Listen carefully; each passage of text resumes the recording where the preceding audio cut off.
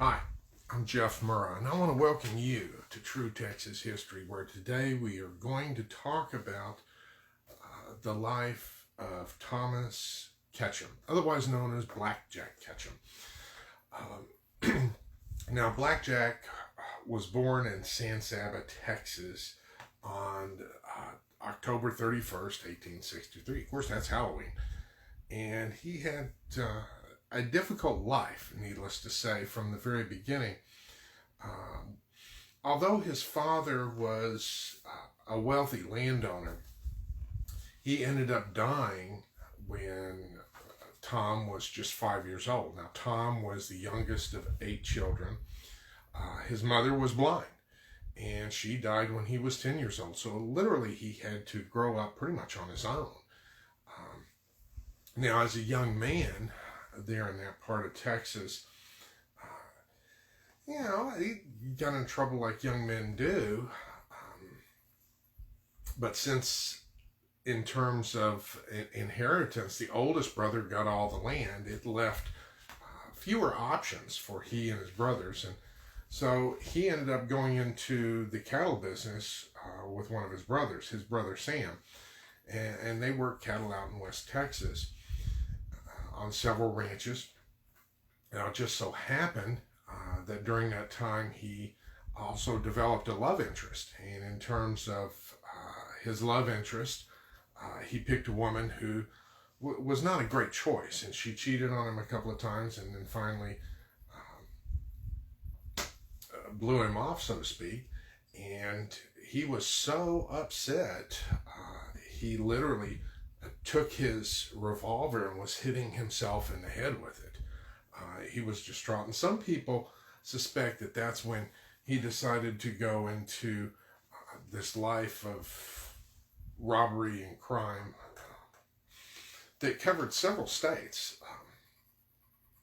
Now, the first time he was arrested and in any kind of legal trouble was 1889. And what happened at that point, he got in trouble by chasing a dog into a church and down the main aisle during the church service. Sheriff didn't take too kindly to it and had him arrested. And it was a couple of years later that his first big train robbery occurred. He and his brother, otherwise known as the Ketchum Gang, ended up robbing a train near Deming, New Mexico, and on the train was $20,000. And they made the most of it.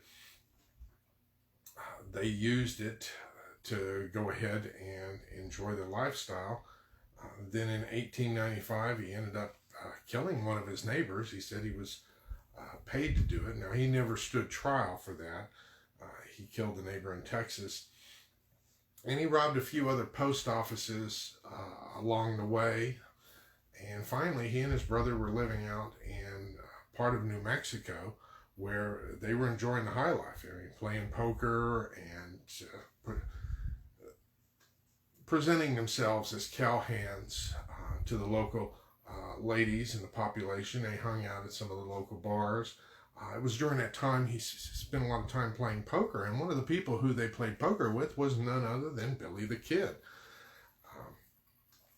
Now, that period of time stopped pretty quick because in June of 1896, they robbed another train in Pecos, New Mexico. This one, they robbed a post office in New Mexico. It just so happened they went into this store/post office to get some supplies. It started raining real bad. The owner went ahead and put him up for the night. Then he got up the next morning, found his store and the post office robbed, and Ketchum and his brother out of town. So the store owner went ahead and put together a posse to go ahead and chase him down. They chased him down to the Pecos River where there was a big shootout. And during the shootout, the Ketchum Gang had an advantage because they took advantage of some of the technological advances, and they had rifles with smokeless powder, whereas the posse that was hunting them down had the old type of powder that tended to produce a lot of smoke.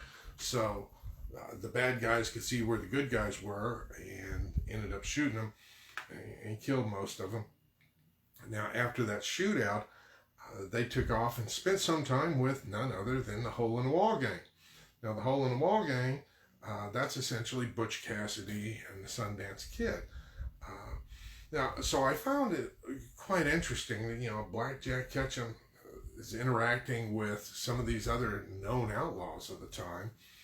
And they went on to have several more robberies of trains. In fact, they literally got it kind of perfected. They figured out a specific place on the rail line where they always tended to rob the train. Of course, they'd come riding up on the blind side of the conductor and do their business and then unhitch the car, the mail car, and where any of the valuables would be. And the system worked for them. And at times, on one robbery, they obtained over $20,000 in gold and over $40,000 in silver. And that was a lot of money back in the 1890s. Now, this continued until 1899, and for whatever reason, Blackjack was not with the gang, and the rest of the guys went ahead and robbed a train. There ended up being a shootout. In that shootout, most of the posse was killed, but not all of them. And the brother and some of the other people that were part of the gang ended up getting wounded and captured. Now, Blackjack decided that he was going to go ahead and try his hand at robbing a train, which he did. He managed robbing it. Unfortunately, the train he chose to rob, the conductor was someone who had been robbed by Blackjack at least 2 times before, and he said enough is enough. And he went, the conductor in that case, a fellow by the name of Frank Harrington, grabbed his shotgun and decided he was going to do something about it. And he jumped down and was able to fire off his shotgun, wounding Blackjack pretty bad.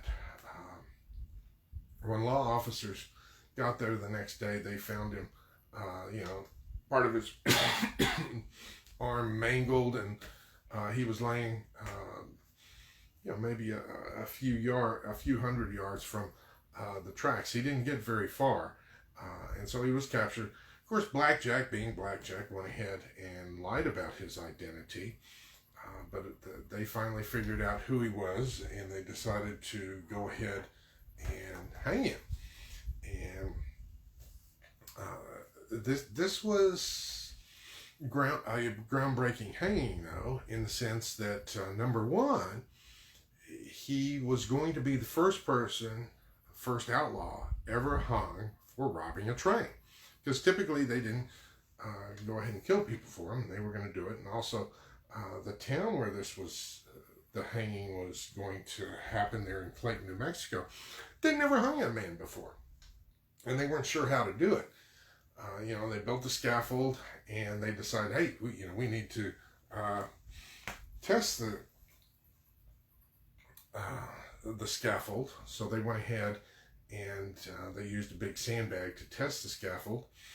And in doing so, they forgot to remove the scaffold later. And that created some problems later on. Now, Blackjack, in terms of his attitude toward it, there's several different quotes attributed to him. I don't know how many he said. One of them that I found quite interesting: can't you hurry this up a bit? I hear that they eat dinner in Hades at 12 sharp, and I don't aim to be late. And with this type of attitude, he went ahead, got on the hangman's noose, and when they went ahead and cut the rope for him to fall through, they forgot about the sandbag, and it created too much pressure, and literally, if you get squeamish, you might want to turn off this part. It literally ripped his head off. He was decapitated during the process of the hanging. Now, what gets interesting about this, it was a botched hanging, gore spewed all over the people watching the event. Of course, it was a big social event that everybody came to town to see. And, if you get on the internet, you'll see they have postcards, because one of the things that they did back in the days of the Old West, many times with these big events, they would take pictures and put the pictures on postcards, and literally they would distribute those. So that's how people saw, some of the famous outlaws that were killed and so forth. And in the case of Jack Ketchum, his hanging and his body. Now, it's also interesting that in terms of Jack Ketchum, in the early part of the 20th century, there were some Boy Scouts that were hiking up in the hills near where his old headquarters were, and there was one of these supposedly ghost incidents.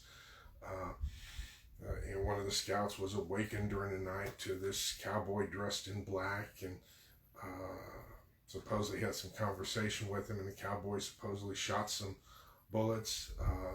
And of course, the next morning when the scout was relaying the story to his friends thought, man, you're nuts. There's no way that could happen. But when he was rolling up his sleeping bag, there were 6 bullet casings there. 6. And they were from the 1800s, when he took them to the gun show. And they didn't have any explanation for this. So possibly something weird. Maybe there's a ghost story there. I don't know. But he was a tragic character. He was well connected with other outlaws. Hope you enjoyed it. If you did, feel free to go ahead and give it a thumbs up. I appreciate you tuning in. Hope y'all have a good weekend. And we'll talk to you later. And until later, vaya con Dios, my friends. Goodbye.